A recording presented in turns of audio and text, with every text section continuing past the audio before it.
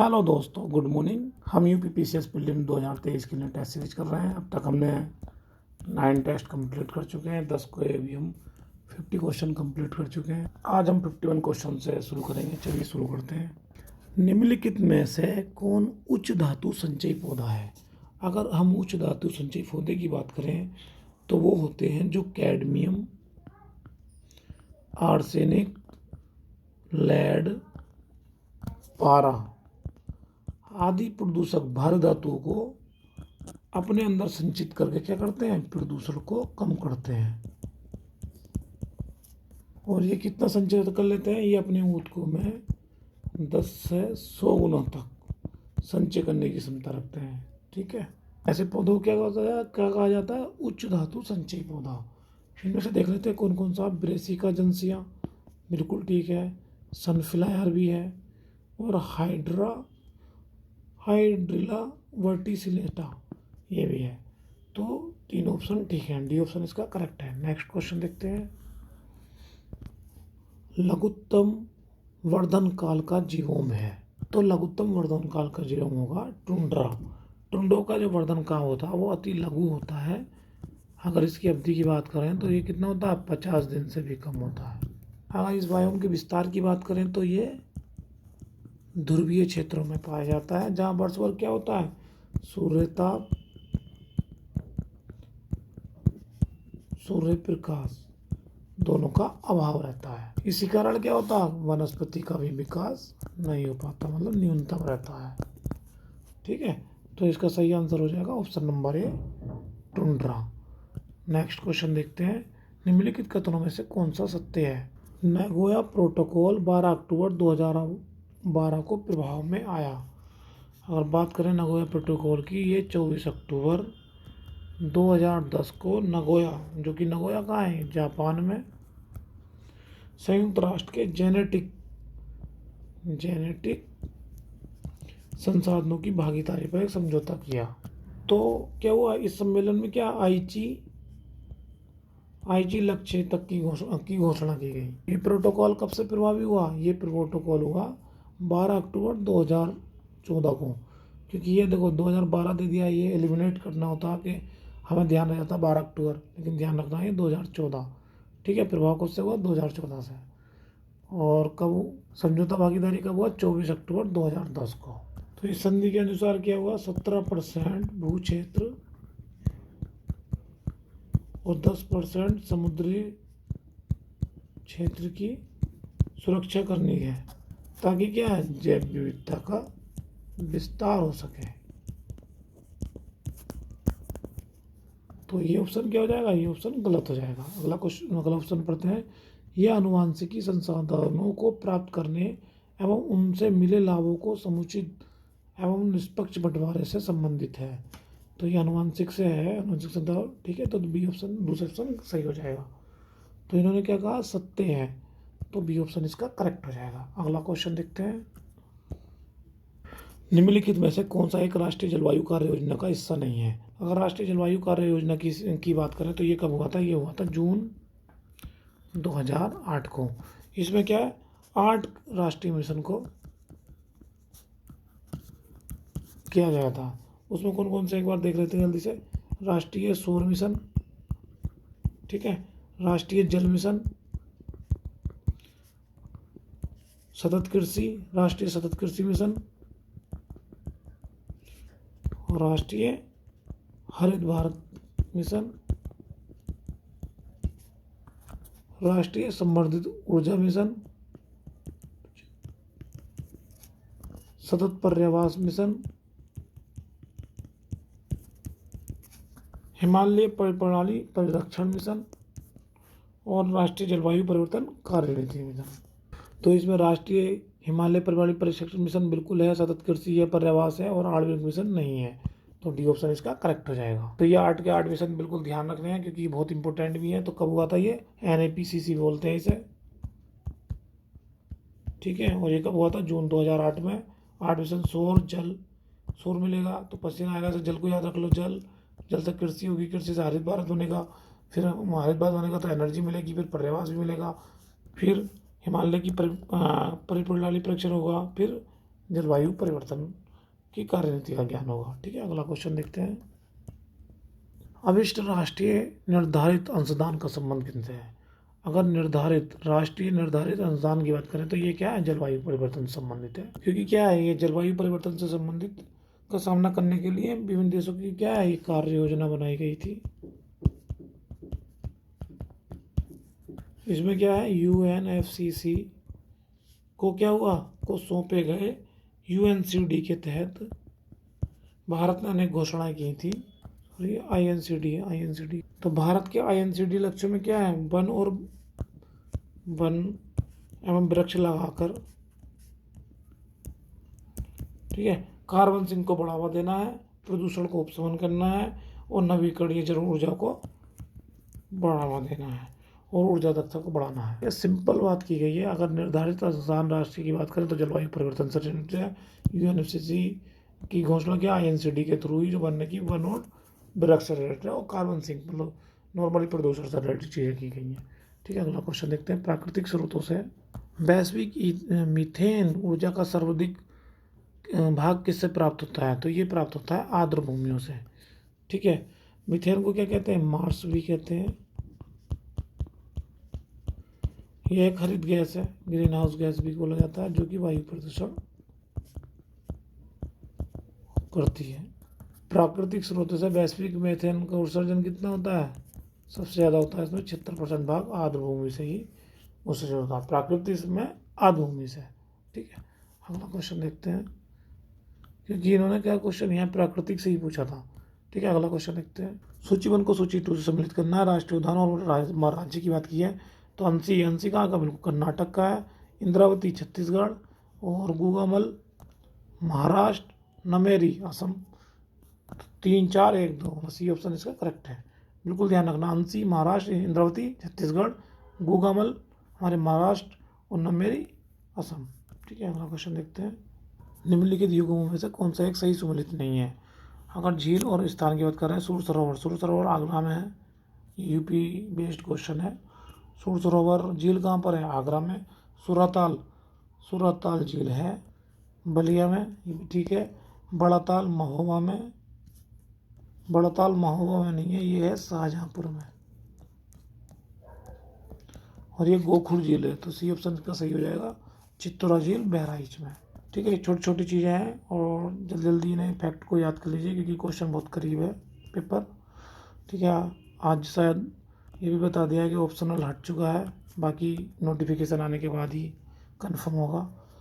ठीक है, निम्नलिखित में से पर्यावरण किससे मिलकर बनता है? पर्यावरण की बात करें, पर्यावरण क्या, समग्र संकल्पना के भीतर भौतिक पर्यावरण, जैविक पर्यावरण, ठीक है, अजैविक घटक और सामाजिक गतिविधियाँ सारी आती हैं, तो डी ऑप्शन इसका सही हो जाएगा। और भौतिक पर्यावरण के अंतर्गत क्या है, जल होता है, जल, थल और वायुमंडल सभी आते हैं।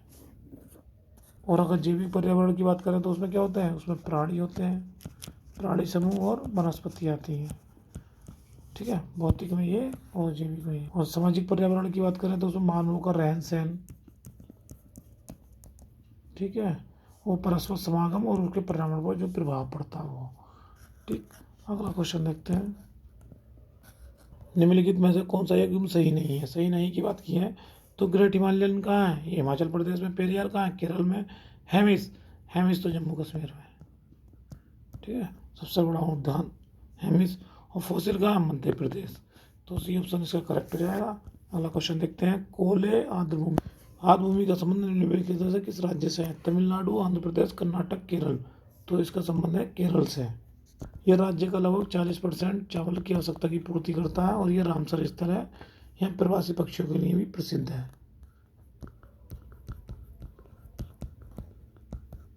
अगर कोयले की जगह ये भी आ जाए कि बेमनाथ कोल, तो ये भी इसका यही है। और अगर केरल की बात करें तो टोटल कितनी वेटलैंड है, मतलब आर्द्रभूमि 3 है, तो बेमनाथ कोल। दूसरी अगर हम देखें तो अष्टमुडी और तीसरी सास्थामकोटा। और अगर एरिया की बात करें तो ये पहले नंबर पे आती है, दूसरे पे और ये तीसरे पे। ठीक है, अगला क्वेश्चन देखते हैं। विश्व गौरैया दिवस मनाया जाता है 20 मार्च को। और विश्व बाघ दिवस सभी को पता है, ये 29 जुलाई को मनाया जाता है। और मृदा दिवस की बात करें तो मृदा दिवस मनाया जाता है 5 दिसंबर को। और विश्व गैंडा दिवस कब मनाया जाता है? 22 सितंबर को। 3 4 1 2, तो मतलब ये ऑप्शन इसका करेक्ट है। अगला क्वेश्चन देखते हैं। निम्नलिखित में कौन सा युग्म सही नहीं है? अगर बोंडला वन्यजीवी के अभयारण्य की बात करें तो बोंडला कहाँ है? बोंडला है गोवा में, तो पहला ऑप्शन ही सही हो जाएगा इसका। औरंग असम में, ऊषाकोट वन्यजीवी अभयारण्य कहाँ है? उड़ीसा। और कांगेर घाट छत्तीसगढ़। ठीक है, बिल्कुल ध्यान रखना, बोंडला वन्यजीव अभयारण्य, बोंडला है गोवा। ठीक है, अगला क्वेश्चन देखते हैं। भारत के निम्न में से किस क्षेत्र को इथोपियन जैव विविधता के पाए जाने की संभावना है? अगर भारतीय जैव विविधता की बात करें तो ये क्या है? वनस्पति और वन्यजीवों के मिश्रण के आधार पर क्या है? 4 वर्गों में बांटा जाता है इसे। जैसे एक मलायन की बात करें, मलायन जैव विविधता, तो ये किस है? पूर्वी हिमालय की घाटियाँ और समुद्र तटीय क्षेत्र। जैसे ऑप्शन 1 देखें इसे, पूर्वी हिमालय की घाटियाँ एवं समुद्री तटीय क्षेत्र, तो ये क्या हो जाएगा? मलायम। मलायम से ध्यान रखना, पूर्वी हिमालय घाटियाँ एंड समुद्री तटीय क्षेत्र। ठीक है, मलायम। और अगर इथोपियन की बात करें, दूसरे नंबर पर इथोपियन है। इथोपियन जैव विविधता की बात करें तो राजस्थान और उसके आसपास के क्षेत्र, तो इसमें डी ऑप्शन है। इन्होंने भी इथोपियन पूछा है तो डी ऑप्शन इसका करेक्ट हो जाएगा। ठीक है, अगर यूरोपियन की बात करें, यूरोपियन जैव विविधता क्षेत्र, तो ये क्या है? उच्च हिमालय क्षेत्र, उच्च हिमालय के हिमाच्छादित क्षेत्र। और भारतीय जैव विविधता, भारतीय जैव विविधता क्या? प्रायद्वीप पठारी क्षेत्र के सघन वनस्पति आवरण। ठीक है, चारों जैव विविधता क्षेत्र याद रखना। मलायन के याद से रख सकते हो कि मलायन मतलब मुलायम, पानी मुलायम मतलब समुद्र तटीय वाली चीज़ हो रही है, तो पूर्वी हिमालय घाटियाँ और समुद्री। इथोपियन मतलब राजस्थान का रेगिस्तान के हिसाब से याद कर सकते हो यूथोपियन। यूरोपियन तो उच्च हिमालय है यूरोप में। और भारतीय जैव विविधता प्रायद्वीपीय पठार। ठीक है, अगला क्वेश्चन है, देखते हैं।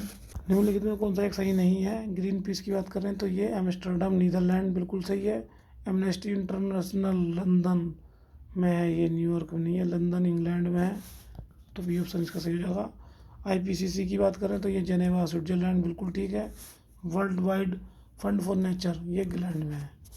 तो एमनेस्टी इंटरनेशनल का है लंदन इंग्लैंड। ठीक है, बी ऑप्शन सही है। अगला क्वेश्चन देखते हैं। कौन सा वायुम सबसे कम जैव विविधता और जैव भार का वायुम है? तो ये तो टुंड्रा वायुम है, क्योंकि टुंड्रा वायुम का विस्तार कहाँ है? ध्रुवीय क्षेत्रों में पाया जाता है, जहाँ पर क्या है?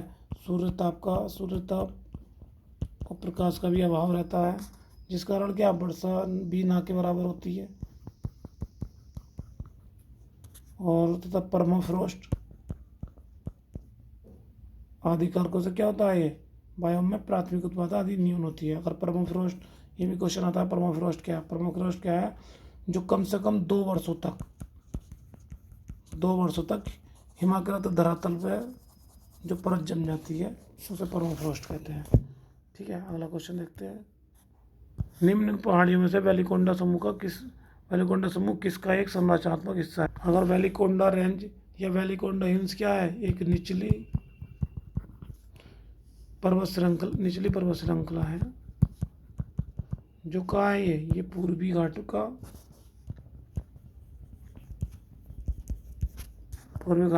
पर्वत श्रृंखला का हिस्सा है।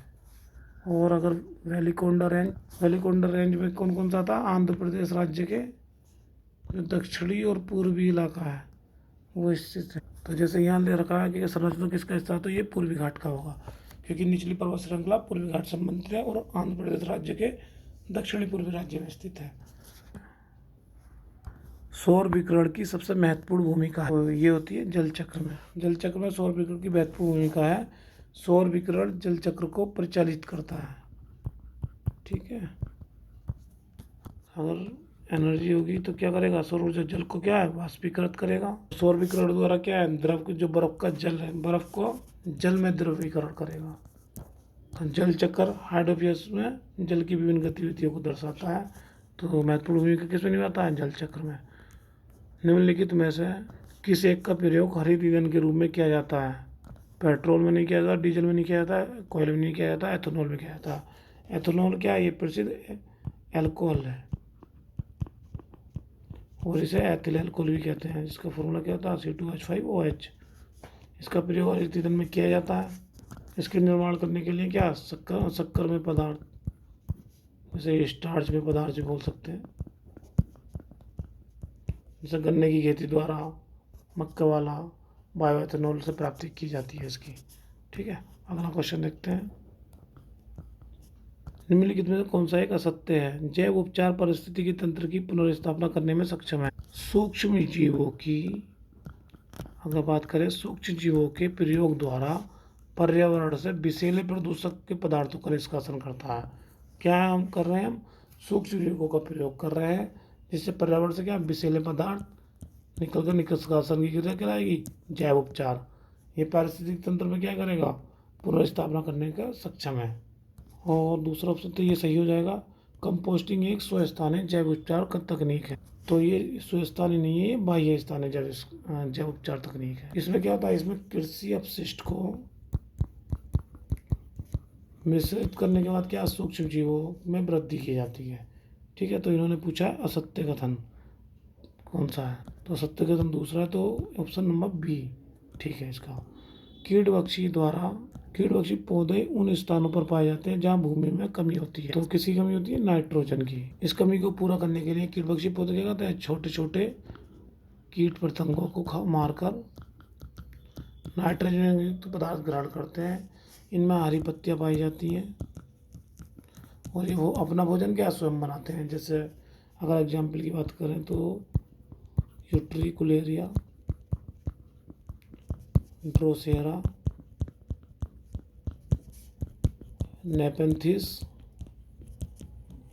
और डायोनिया। ठीक है, अगला क्वेश्चन देखते हैं। किसी पारिस्थितिकी में एक निश्चित समय में किन पदार्थों की उपस्थित मात्रा खड़ी अवस्था में को प्रदर्शित करती है? किसकी मात्रा करती है? अजैविक पदार्थों की मात्रा। किसी पारितंत्र में निश्चित समय में, ठीक है बात क्या हो रही है? किसी पारितंत्र में निश्चित समय में अजैविक पदार्थों की उपस्थित मात्रा खड़ी अवस्था को प्रदर्शित करती है। इसके अंदर क्या होता है? निर्जीव वातावरण रहता है, जो क्या विभिन्न जीवीय घटकों को नियंत्रण करता है। अजैविक घटक को क्या होता है? अजैविक घटक को अकार्बनिक प्लस कार्बनिक एवं भौतिक तीनों घटकों में बांटा जाता है। ठीक है, अगला क्वेश्चन देखते हैं। किसी भी परिस्थितिकी तंत्र में केवल एक प्रजाति के पारिस्थितिकी संबंधों का अध्ययन को क्या कहते हैं? पारिस्थितिकी तंत्र क्या है? एक कार्यशील क्षेत्रीय इकाई है जिसमें क्या भौतिक ऊर्जा और जैविक संगठनों के मध्य अंतःक्रियाएं होती हैं। किसी भी पारितंत्र में केवल एक प्रजाति के पारिस्थितिकी संबंधों के अध्ययन को क्या कहते हैं? स्वयं पारिस्थितिकी कहते हैं। ठीक है, अगला क्वेश्चन देखते हैं। कथनों कारण दिए हुए हैं। भारत में वन क्षेत्र का ह्रास भारत के जननांगीय संक्रमण से प्रत्यक्ष संबंधित रहा है। ये क्या है? वन क्षेत्र और जनसंख्या की वृद्धि में प्राय क्या नकारात्मक संबंध है। बिल्कुल ठीक है दोनों। तो इसका क्या है? जैसे जैसे जनसंख्या बढ़ती है, जनसंख्या बढ़ने से क्या? कृषि उद्योग, आवास, नगरीकरण आदि के लिए क्या भूमि की मांग बढ़ेगी। इससे क्या निवर्णीकरण को बढ़ावा मिलेगा, जंगल सिमटते जाएंगे। तो क्या कथन ए सही है, कारण इसकी व्याख्या सही, ऑप्शन इसका करेक्ट है। ठीक है, नेक्स्ट क्वेश्चन देखते हैं। कथनों कारण दे रखे हैं इसमें भी। वन कृषि के दास मात्र नहीं है, बल्कि वे कृषि के अपरिहार्य मित्र और उपमाता के समान है। कारण देखते हैं। कृषि भूमियों की उत्पादकता को बनाए रखने, उसे बढ़ाने के लिए वन नितांत आवश्यक है। बिल्कुल सही है। तो ये आर दोनों सही है, आर ए की भी सही व्याख्या करता है। प्रारंभ में क्या होता था? वनों का महत्व किस लिए होता था? आर्थिक कारणों से समझा जाता था। परंतु बाद में क्या हुआ? पर्यावरण संबंधी चिंताओं से जैसे चिंता बनी तो वनों का महत्व स्थापित होता गया। वन न केवल जीवन का आधार है, बल्कि क्या है? ये जीवन का आधार भी वन एक कृषि भूमि के लिए उत्पादकता बढ़ाने में भी सहयोगी। वर्षा वर्षा से संबंधित जलवायु कारकों पर भी निर्भर करती है, क्योंकि जितने ज़्यादा वन होंगे उतनी ज़्यादा वर्षा होगी। 31 मई 1954 को केंद्र सरकार ने वनों से संबंधित एक नवीन नीति की घोषणा की थी, जिसमें ये कथन भी उद्बोधित किया था। ठीक है, अगला क्वेश्चन देखते हैं। निम्नलिखित में से कौन सही सम्मिलित नहीं है? चंदन कहाँ पाया जाता है? कर्नाटक, बिल्कुल ठीक है। सागवान मध्य प्रदेश, साल केरल, नहीं ये केरल में नहीं पाया जाता। साल क्या, ये भूरे रंग की कठोर और टिकाऊ लकड़ी होती है। इसके वन अगर बात करें तो 1,06,600 स्क्वायर वर्ग किलोमीटर में फैले हुए हैं। ये वन क्या है? हिमाचल प्रदेश के कांगड़ा घाटी से लेकर असम के, मतलब यहाँ भारत की बात करें तो हिमाचल से लेकर असम के नौगांव जिले तक हिमालय के निचले घाटों तराई भागों में पाए जाते हैं। उत्तर प्रदेश, उत्तराखंड, बिहार, असम, छोटा नागपुर, मध्य प्रदेश, उत्तरी तमिलनाडु, उड़ीसा में पाए जाते हैं। का प्रयोग किसके लिए किया जाता है? रेल के डिब्बों में किया जाता है, लकड़ी की पेटियाँ बनाने में किया जाता है, फर्नीचर बनाने में किया जाता है, जहाज आदि बनाने में किया जाता है। ठीक है, चिनार कहाँ पाया जाता है? जम्मू कश्मीर। तो सी ऑप्शन इसका सही है। अगला क्वेश्चन देखते हैं। निम्नलिखित जैव मंडल रिजर्व को उसके जैव मंडल रिजर्व घोषित करने के वर्ष के अनुसार व्यवस्थित कीजिए। अच्छा ठीक है, अगर मानस की बात करें तो मानस कब बना था? ये 1989 में। कंचनजंगा की बात करें तो ये बना था 2000 में। और अगर शेषाचलम की बात करें तो ये बना था 2010 में। और सिंपलीपाल की बात करें तो ये बना था 1994 में। और अगर नीलगिरी की बात करें तो ये सबसे पहले बना था वैसे 1986 में। तो 5, 1, 4, 2, 3, ठीक है, इसका ऑप्शन हो जाएगा बी करेक्ट। ठीक है, अगला क्वेश्चन देखते हैं। निम्नलिखित कथनों पर विचार करें। एरोसोल हानिकारक रेडिएशन को ग्रहण कर लेते हैं, बिल्कुल ठीक है। ये ग्लोबल कूलिंग के कारक हो सकते हैं, ये भी सही है। तो दोनों कथन सत्य हैं, तो सी ऑप्शन इसका करेक्ट है। हवा में लटके तरल या ठोस कण को क्या कहते हैं? जितने भी ठोस कण होते हैं उसे एरोसोल बोलते हैं। अगर इनका आकार की बात करें तो 1 से 10 माइक्रोन तक होता है इनका आकार। और इनकी उत्पत्ति की बात करें तो बिजली घरों, स्वचालित मोटर वाहन और घरों में जो जितने भी जीवाश्म ईंधन, लकड़ी, उपले आदि हो गए, इनके जलाने से होता है। ये क्या हानिकारक रेडिएशन को ग्रहण कर लेते हैं। बादल के जीवन चक्र को क्या प्रभावित करते हैं। अधिकांश एरोसोल क्या सूर्य विकिरण के परिवर्तन से परिवर्तक होगा। ये एल्बिडो वाला क्वेश्चन भी सही आता है इसमें कि एल्बिडो की वृद्धि करते हैं, तो इसे ग्लोबल कूलिंग भी कहा जाता है इसके कारण। ठीक है, तो सी ऑप्शन इसका सही है। अगला क्वेश्चन देखते हैं। निम्नलिखित कथनों पर विचार करें। कस्तूरी मृग नर मृग से पाई जाती है, बिल्कुल ठीक है, नर से ही पाई जाती है, केवल नर से ही। ठीक है, कस्तूरी मृग हिमाचल में चंबा घाटी से लेकर सिक्किम में हिमालय तक पाई जाती है, भी ठीक है। तो इन्होंने क्या पूछा? असत्य कथन, तो डी ऑप्शन हो जाएगा, ना तो 1 ना ही 2। कस्तूरी मृग नरक से पाई जाती है। कस्तूरी किस लिए यूज होती है? औषधि गुड़, इसमें औषधीय गुड़ भी होता है। सुगंध भारी कीमत के कारण क्या है? कस्तूरी मृग पाई जाती है। और इनका यूज करने का कारण क्या है? ये विलुप्ति की कगार पर है। सबसे ज़्यादा कहाँ पाई जाती है? हिमाचल प्रदेश के शिकारा देवी अभ्यारण्य, और उत्तराखंड का कौन सा है? बद्रीनाथ। ठीक है, अगला क्वेश्चन देखते हैं। निम्नलिखित कथनों में से आर्कटिक मरुस्थल के रूप में जाना जाता है। तो आर्कटिक मरुस्थल के रूप में टुंड्रा बायोम, क्योंकि इसमें क्या है? अत्यल्प विरल जीव समुदाय जिसका प्रभाव आर्कटिक मरुस्थल कहते हैं इसे, क्योंकि इसमें सबसे कम जैव विविधता है, सूर्य तप भी बहुत कम आता है, प्रकाश भी बहुत कम आता है। ठीक है, अगला क्वेश्चन देखते हैं। लिविंग प्लेनेट रिपोर्ट कौन जारी करता है? तो लिविंग प्लेनेट रिपोर्ट करता है world wide fund for nature. ये दुनिया का क्या अग्रणी वन संरक्षण क्षेत्र है, सर्वाधिक देशों में काम करता है। इसकी स्थापना कब हुई थी? इसकी स्थापना 1961 में होती। मुख्यालय की बात करें, अभी क्वेश्चन में भी आया था, इंग्लैंड स्विट्जरलैंड में। ठीक है, अगला क्वेश्चन देखते हैं। भारत वन स्थिति रिपोर्ट 2021 में मैंग्रोव की स्थिति क्या है? मैंग्रोव की स्थिति में वृद्धि हुई है। कितनी वृद्धि हुई है? 17 स्क्वायर वर्ग किलोमीटर में हुई है। अगर मैंग्रोव की बात करें तो टोटल भारत में कितना? 4992 वर्ग किलोमीटर। ठीक है, अगला क्वेश्चन देखते हैं। निम्नलिखित में से कोई एक वार्षिक जैव द्रव्यमान न्यूनतम होता है, तो ये किसका होता है? अगर जैव द्रव्यमान के उत्पादन की दृष्टि से बात करें तो उष्णकटिबंधीय वर्षावन कितना है? उष्णकटिबंधीय वर्षावन तो प्रथम स्थान पर आते हैं, जबकि गहरे सागर क्या वार्षिक स्तर के नगण्य जैव द्रव्यमान पाते हैं। तो डी ऑप्शन इसका सही हो जाएगा। अगला क्वेश्चन देखते हैं, निम्नलिखित में से कौन सा भारत प्रवाल भित्ति का क्षेत्र है? तो ये कल भी आया था, मन्नार की खाड़ी, लक्षद्वीप और अंडमान निकोबार तीनों ही प्रवाल भित्ति के क्षेत्र हैं। तो डी ऑप्शन इसका सही हो जाएगा। और प्रवाल भित्ति को क्या है? जैव विविधता का हॉटस्पॉट भी कहा जाता है, और इसे समुद्री वर्षावन भी कहते हैं। क्वेश्चन कभी पूछ ले कि समुद्री वर्षावन किसे बोला जाता है, ठीक है। और ये भारत में केवल 4 ही जगह पाया जाता है, मन्नार की खाड़ी हो गई, लक्षद्वीप और अंडमान निकोबार, और एक कच्छ की खाड़ी, ठीक है। ये भी ध्यान रखना, केवल 4 ही जगह है भारत में।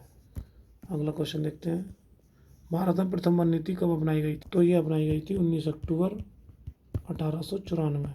तो ये ऑप्शन इसका करेक्ट हो जाएगा, जिसको क्या है 1952 में संशोधित किया गया था। उसका मुख्य उद्देश्य क्या था? संरक्षण और उत्पादन के बीच में संतुलन पैदा करना, ठीक है। अगला क्वेश्चन देखते हैं, हाथी घास किस बायोम में पाया जाता है? तो हाथी घास पाया जाता है सवाना बायोम में। इसके विस्तार की बात करें तो भूमध्य रेखा के दोनों ओर, ये भूमध्य रेखा है तो इसके दोनों ओर 10 डिग्री से 20 डिग्री अक्षांशों के मध्य पाया जाता है, ठीक है। ये मध्य रेखा यहाँ से 10 और 20 इन दोनों के मध्य हो गया, फिर और नीचे भी 10 और 20, ये 10 है और 20 इन दोनों के मध्य पाया जाता है। यहाँ घासों की क्या प्रधानता पाई जाती है? घासों की प्रमुख और सर्वोच्च घास कौन सी है? हाथी घास, जिसकी ऊंचाई कितनी होती है? लगभग 5 मीटर, ठीक है। अगला क्वेश्चन देखते हैं, राष्ट्रीय वायु गुणवत्ता सूचकांक में के शामिल प्रदूषकों की संख्या कितनी है? तो ये कितनी है? ये है 8। अगर देखें कौन कौन से होते हैं, इसे AQI इंडेक्स भी बोलते हैं। तो ये कब से शुरुआत किया गया था? ये किया गया था 17 अक्टूबर 2014 से।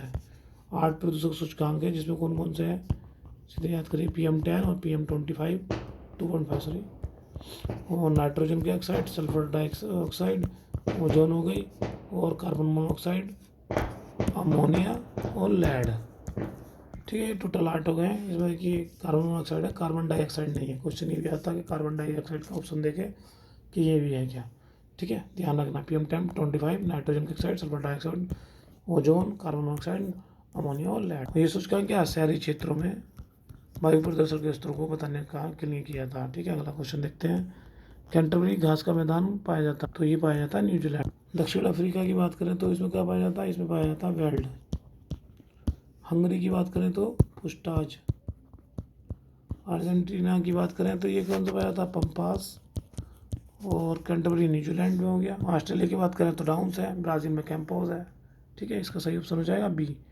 अगला क्वेश्चन देखते हैं, कुछ पौधों द्वारा प्रतिस्पर्धी पौधों की वृद्धि को रोकने के लिए एलर्जिक रसायनों का छिड़काव किया जाता है। ये प्रभाव को कहते हैं, इस प्रभाव को कहते हैं एलिलोपैथी, ठीक है। एलिलोपैथी क्या होता है? पौधों की क्या है? एक ऋणात्मक अंतःक्रिया है, ध्यान रखना है कि ऋणात्मक अंतःक्रिया। इसमें एक पौधे द्वारा से पौधा है दूसरे पौधों को क्या पड़ेगा? हानि पहुँचाएगा। इसमें पौधे एक विशेष प्रकार के रसायन का स्राव करते हैं जो प्रतिस्पर्धी पौधों की वृद्धि को रोकने, ये स्राव करेगा, इसे छोटा कर देगा और रोकने मारने का प्रयास करेगा। यह अनैच्छिक वृक्षों और झाड़ियों की वृद्धि क्या है? रुक जाती है।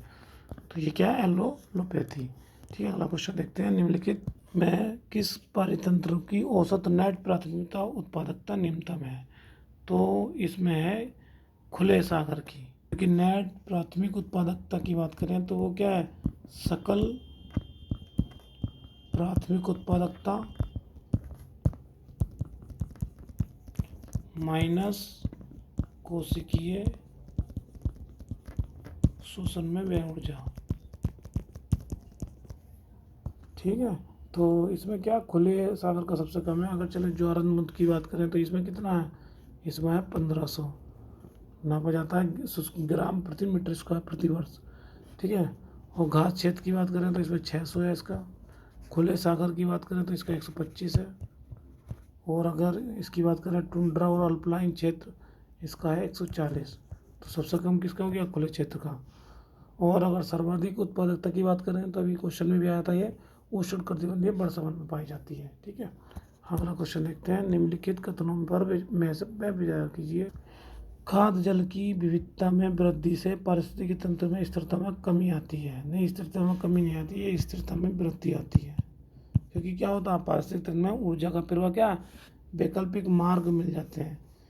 क्योंकि खाद्य जाल ये है, इसे खाने वाले फिर कई हो गए, अगर इसमें वृद्धि हो गई तो उनका भोजन मिलने में आसानी हो जाएगी, जो क्या है जीवों की पारिस्थितिक तंत्र में होने वाले परिवर्तन को सहन करने तथा उसका संयोजन करने के अनुकूल अवसर मिल जाएंगे। ठीक है, मान लो ये उस टाइम एक है, अब ये 3-4 हो गए, खाने वाले भी 3-4 हैं, यहाँ एक को 3-4 खा रहे हैं, तो संतुलन की स्थिरता क्या हो रही है, कमी हो रही है, यहाँ वृद्धि हो जाएगी। तो पहला ऑप्शन गलत हो जाएगा। पारिस्थितिकी पिरामिड का विचार चार्ल्स डॉल्टन ने 1927 में दिया था, ये बिल्कुल ठीक है। इसलिए इसे क्या है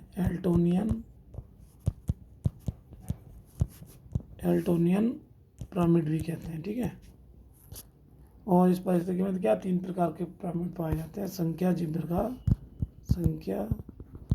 जयभार और ऊर्जा। ठीक है, तो इसका बी ऑप्शन इसका करेक्ट हो जाएगा। अगला क्वेश्चन देखते हैं। निम्नलिखित कथनों पर विचार करना है, कथनों का अर्थ दे रखें। लाइकेन वायु प्रदूषण के अच्छे सूचक होते हैं, बिल्कुल ठीक है। सल्फर डाइऑक्साइड की सूक्ष्म मात्राओं का भी इन वृद्धि पर दुष्प्रभाव पड़ता है, बिल्कुल ठीक है। तो ये ऑप्शन इसका करेक्ट हो जाएगा। अगला क्वेश्चन देखते हैं।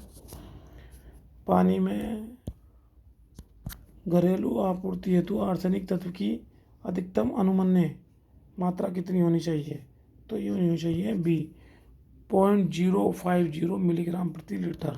ठीक है, अगला क्वेश्चन देखते हैं। वैश्विक पर्यावरण सुविधा की स्थापना निम्नलिखित में से किसी एक सम्मेलन के दौरान हुई थी, तो ये तो हुई थी रियो सम्मेलन 1992 के दौरान। ये कहाँ हुआ था, 1992 वाला ब्राज़ील के रियो डी जेनेरो में। और वैश्विक पर्यावरण सुविधा क्या है, ये यूएनएफसीसी के तहत अल्पविकसित देशों की निधि उपलब्ध कराता है। ठीक है, अगला क्वेश्चन देखते हैं। निम्नलिखित में से कोई एक सही सम्मिलित नहीं है। हरित विकास की बात करें तो उन्होंने शब्द दिया था WM एडम्स ने, बिल्कुल सही है। पारिस्थितिकी तंत्र धांसले, इकोलॉजी अर्नेस्ट हैकल, जैव विविधता ये दिया था रेमंड दास ने। ठीक है, तो डी ऑप्शन इसका सही हो जाएगा। और एडवर्ड स्वेट्स की बात करें तो इन्होंने दिया था बायोस्फीयर रिजर्व, सब ध्यान रखिए। ठीक है, अगला क्वेश्चन देखते हैं। निम्नलिखित में से कौन जैव उपचारों की स्थानीय स्वस्थानीय पद्धति नहीं है। अगर स्वस्थानीय पद्धति की बात करें तो वो कौन कौन सी होती है, बायोवेटिंग, जैव छिड़काव, बायो स्टिमुलेशन और जैव संवर्धन। और बाह्य स्थानीय की बात करें तो कंपोस्टिंग, लैंड फार्मिंग, बायोपाइल्स और बायोरिएक्टर। तो इसमें बायोपाइल्स दे रखा, तो ये क्या बाह्य स्थानीय है, तो इसका ऑप्शन ए सही हो जाएगा। ठीक है, अगला क्वेश्चन देखते हैं।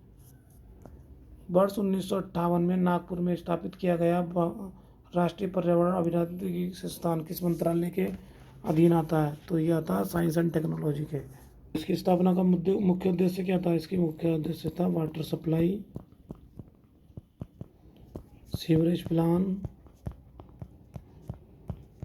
और औद्योगिक प्रदूषण से संबंधित बीमारियों की क्या है रोकथाम भी करना है और उसे शोध और विकास करना है। ठीक है, अगला क्वेश्चन देखते हैं। निम्नलिखित में से एक अधिनियम द्वारा ये परिभाषित किया गया है कि पर्यावरण किसी जीव के चारों तरफ भौतिक और जैविक दशाओं को उनके प्रतिक्रिया के साथ सम्मिलित करता है। पर्यावरण संरक्षण अधिनियम 1986 के तहत पृथ्वी पर पाए जाने वाले भूमि, जल, वायु, पेड़ पौधे, जीव जंतु समूह जो हमारे चारों ओर पाए जाते हैं, ये सामूहिक रूप से क्या कहलाते हैं, वो पर्यावरण कहलाते हैं। ठीक है, अगला क्वेश्चन देखते हैं। ऐसे भारतीय उत्पाद जो पर्यावरण के प्रति मैत्रीपूर्ण होते हैं को निम्न में से कौन सा प्रमाण पत्र दिया जाता है, तो दिया जाता है इको मार्क। ये कब से प्रमाणित किया गया है, ये 1991 से। किसके द्वारा, ब्यूरो ऑफ इंडियन स्टैंडर्ड। ठीक है, अगला क्वेश्चन देखते हैं। पर्यावरण संरक्षण अधिनियम 1986 के संबंध निम्नलिखित कथनों पर विचार करें, तो इस अधिनियम में 1972 के स्टॉकहोम कॉन्फ्रेंस को लागू करने के लिए पास किया गया था, तो ये बिल्कुल ठीक है। ये कानून स्वैच्छिक है, इसके तहत दंड का प्रावधान है नहीं है, तो दंड का प्रावधान है इसके अंदर, तो दूसरा गलत हो जाएगा, ये सही, तो ये ऑप्शन इसका करेक्ट हो जाएगा। दोस्तों, आज हम 100 क्वेश्चन कर चुके हैं।